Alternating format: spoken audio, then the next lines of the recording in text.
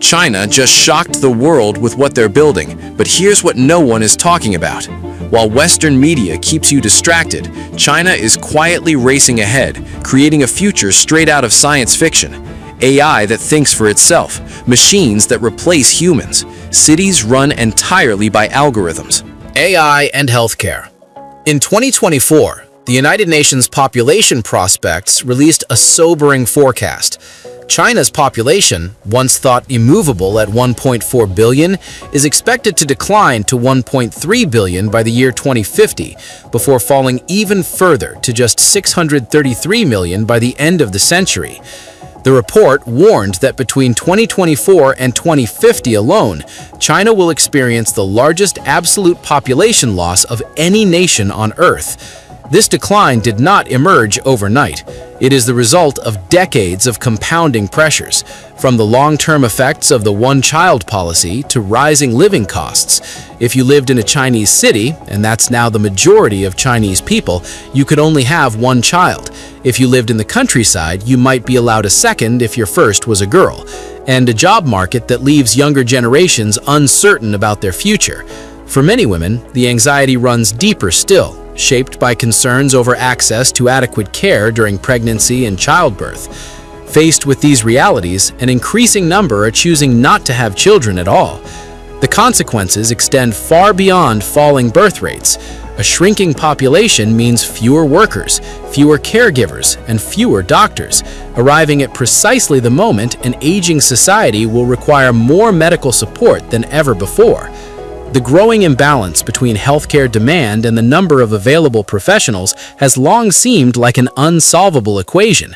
Yet, just as the pressure reaches a breaking point, a different solution begins to take shape. In 2025, as China concluded its 14th five-year plan, the government revealed a response that few outside the country had anticipated.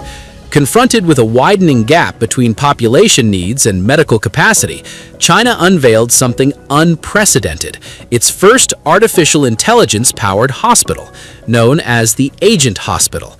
This initiative is not a physical building of wards and corridors, but a vast virtual healthcare ecosystem developed by researchers at Tsinghua University's Institute for AI Industry Research.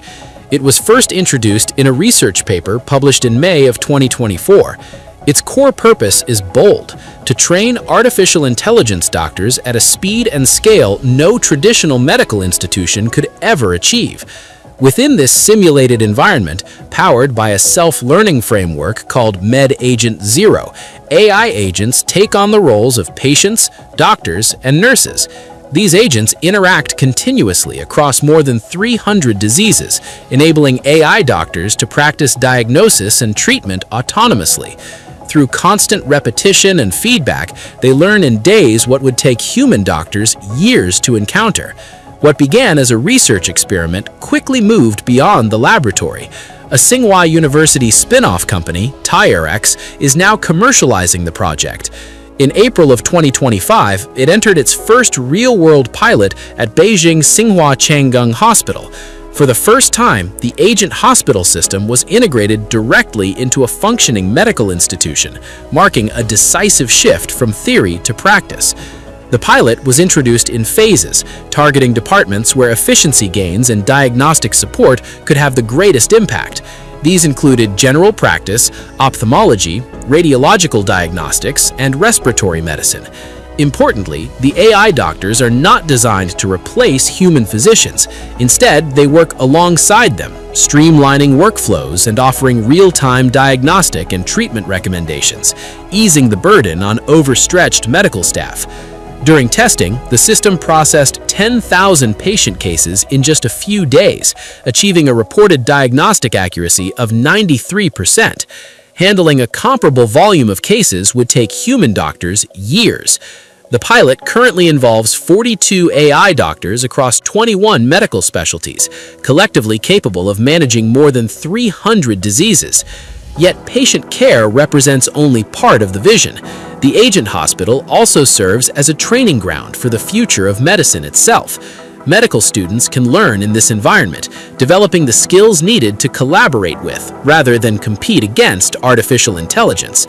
Over time, this model aims to address deeper structural challenges, from physician shortages to unequal access to quality healthcare, particularly in rural and underserved regions.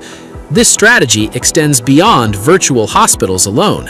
China is also investing heavily in non-invasive health monitoring technologies tailored to an aging population. One recent study describes an AI system that combines acoustic and visual analysis to detect sleep disorders, such as apnea, by monitoring facial expressions and audio signals. The system achieved a clinical agreement rate of 94.6%, with an average detection delay of just 10.7 seconds, showing that early intervention could be faster and more accessible. But if machines can diagnose disease faster than humans, what happens when they begin watching us too closely? The AI Peacekeeper. In July of 2025, Chinese public security officials stepped before cameras with a striking claim. Despite rapid urbanization and profound social change, China now records one of the lowest homicide rates in the world. In 2024, the figure stood at just 0.44 deaths per 100,000 people. Over the course of the 14th five-year plan, authorities reported dismantling more than 590 mafia-style organizations and nearly 9,000 other criminal gangs, resolving over 105,000 related cases. Among all criminal threats, telecom fraud stood out most clearly. During the same period, police shut down more than 1.7 million scam cases, arrested 366,000 suspects, and blocked billions of fraudulent calls and messages. Officials stressed that these results were not accidental. They were the product of a public security system increasingly built around artificial intelligence. At the center of this system is a vast and expanding network of cameras and sensors. Often referred to simply as Skynet, it is in fact a collection of interconnected programs. One focuses on major cities and uses high-precision facial recognition. Another extends into towns and villages, even linking some household cameras into shared security networks. Together, they form a surveillance web that spans crowded urban streets and remote rural roads alike. The scale of this expansion is hard to ignore. China now operates nearly 800 smart city pilot programs and has become the world's largest investor in video surveillance. We can pass in the vehicles and tell what type of vehicles it is, and also it could detect the bicyclist, motorcyclist, and then even recover their trajectory. In 2023 alone, spending surpassed $38 billion. Increasingly, these cameras are powered by AI, allowing them to do far more than passively record footage. What truly defines this system, however, is how it is used. Law enforcement no longer waits for crimes to occur. In Kunshan, a city in Jiangsu province, the Kunpeng AI police team demonstrates how predictive policing has taken shape.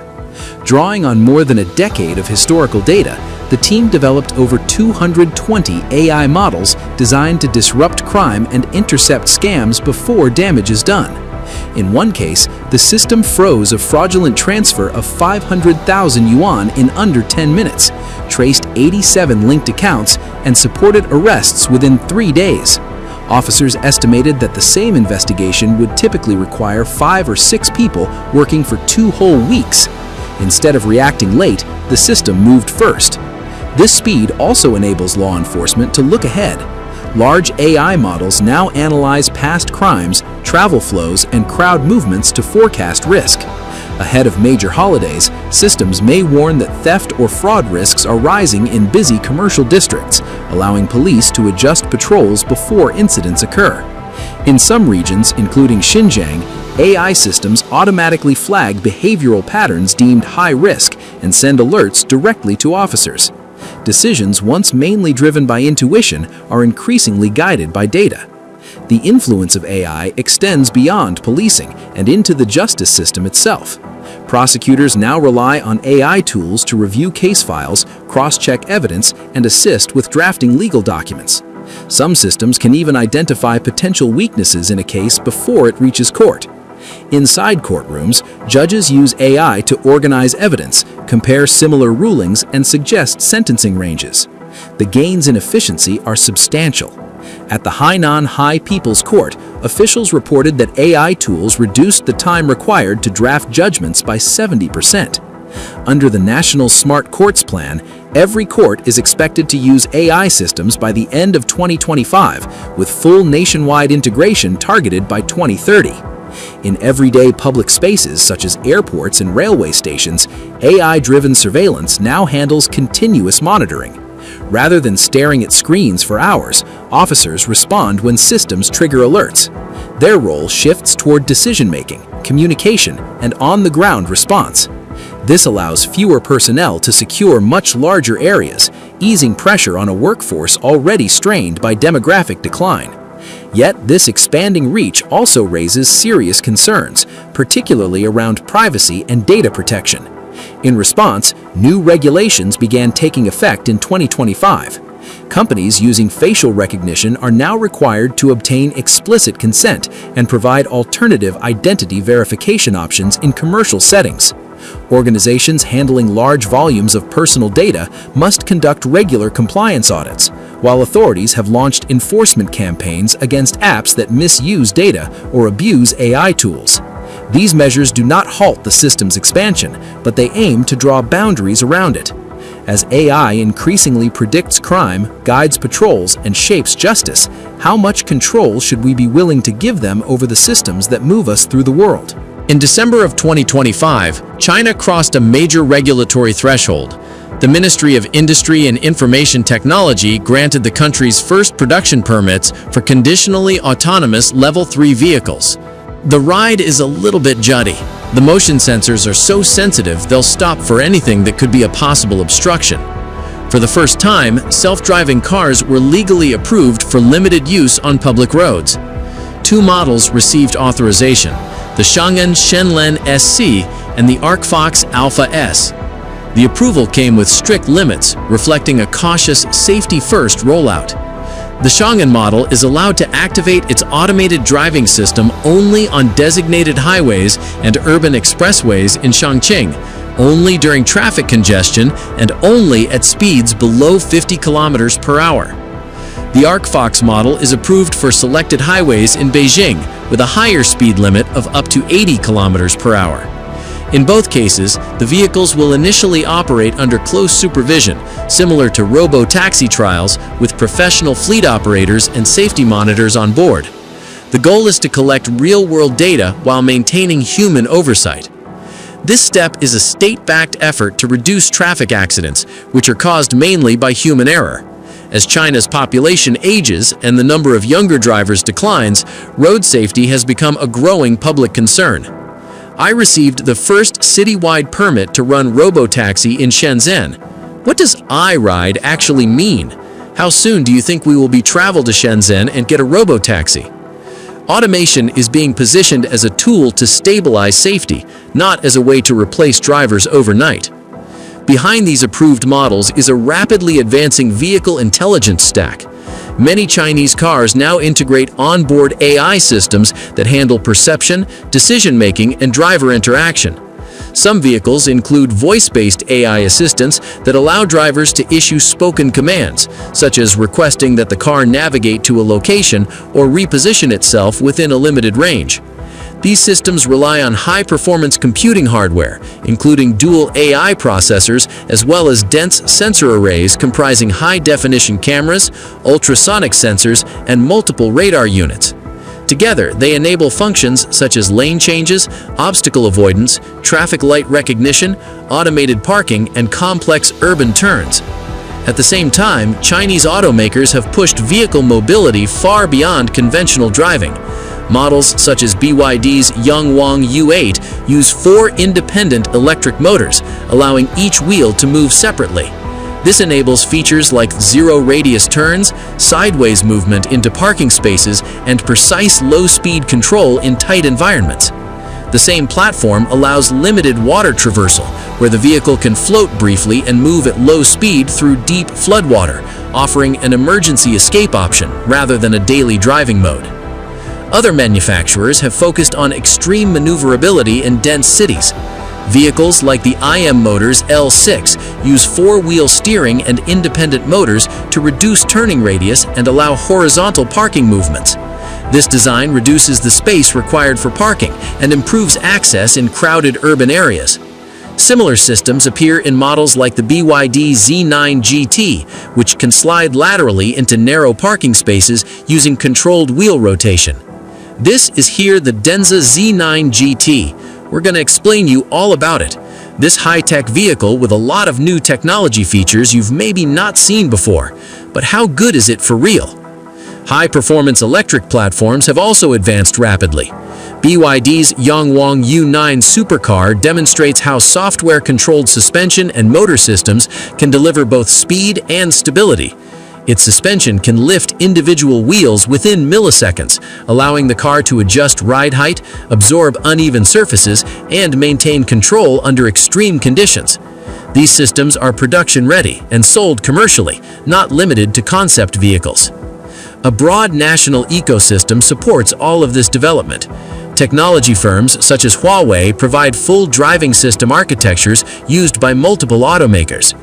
BYD's Apollo program operates one of the world's largest robotaxi fleets with millions of completed rides in cities including Wuhan and Shenzhen.